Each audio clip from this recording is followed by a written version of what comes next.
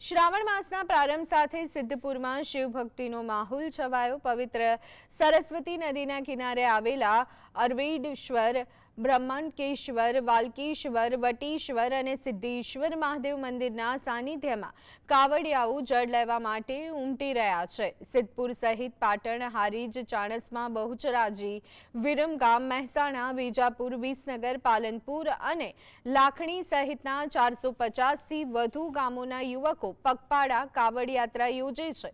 સરસ્વતીમાં પાણી ન હોવાથી અંબાજીના કોટેશ્વર નજીકના ઝરણામાંથી જળ લાવી અને વિવિધ શિવાલયોમાં જળાભિષેક કરવામાં આવે છે।